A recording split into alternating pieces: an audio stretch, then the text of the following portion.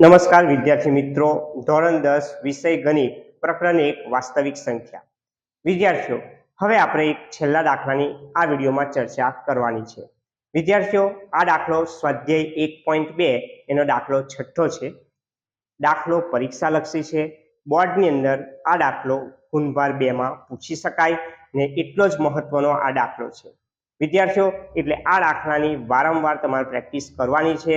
Video 1 થી 2 વખત જોઈ તેના સ્ટેપ સમજવા પ્રયત્ન કરશો. તો વિદ્યાર્થીઓ, દાખલાની રકમની વાત કરું તો આપણે સમજાવવાનું છે કે 7 ગુણ્યા 11 ગુણ્યા 13 વત્તા 13 અને 7 ગુણ્યા 6 ગુણ્યા 5 ગુણ્યા 4 ગુણ્યા 3 ગુણ્યા 2 ગુણ્યા 1 વત્તા 5 એ શા માટે વિભાજ્ય છે? તો વિદ્યાર્થીઓ, શરૂઆત કરીએ. 7 ગુણ્યા 11 ગુણ્યા 13 અને વત્તા 13 આ જે છે સંખ્યા એ વિભાજ્ય છે એવું આપણે ચકાસીએ. તો વિદ્યાર્થીઓ, 7 ગુણ્યા 11 ગુણ્યા 13 વત્તા 13 એમાંથી 13 આપણે સામાન્ય કાઢી લઈશું. અહીં આગળ 13 સામાન્ય કરતા આપણી પાસે 7 ગુણ્યા 11 13 ને બહાર લીધા છે એટલે વત્તા આ 13 બહાર લીધા છે એટલે ત્યાં આગળ 1 દર્શાવેલા છે.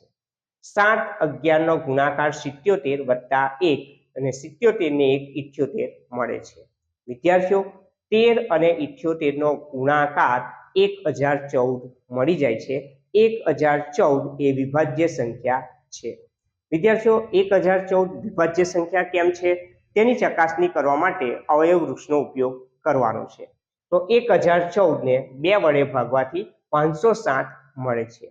560 ને 3 વડે ભાગવાથી 169 મળે છે. વિદ્યાર્થીઓ, 169 ને 2 3 5 7 11 વડે ભાગી ન શકાય એટલે 169 ને હવે 13 વડે ભાગતા આપણને 13 મળી જાય છે.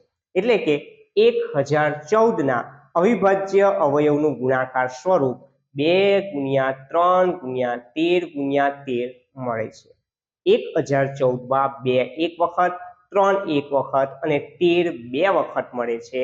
એટલે કે 1014 ને અવિભાજ્ય અવયવના ગુણાકાર સ્વરૂપે દર્શાવી શકાતું હોવાને કારણે 1014 એ વિભાજ્ય સંખ્યા છે.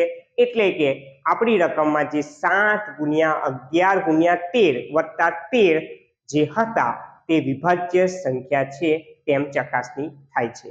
વાત કરીએ બીજા ભાગની. તો બીજા ભાગમાં 7 ગુણ્યા 6 ગુણ્યા 5 ગુણ્યા 4 ગુણ્યા 3 ગુણ્યા 2 ગુણ્યા 1 વત્તા 5 એ પણ આપણે વિભાજ્ય છે તેમ ચકાસી લઈએ.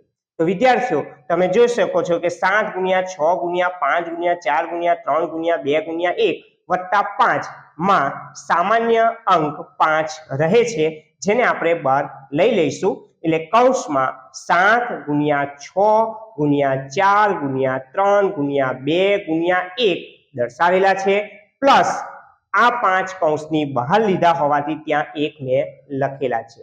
વિદ્યાર્થીઓ, 7 6 4 3 2 1 7 6 4 3 2 1 નો ગુણાકાર કરતા 1008 મળી જાય છે. વત્તા 1 લખવાના રહે છે. 1008 માં 1 ઉમેરતા આપણને 1009 મળે છે.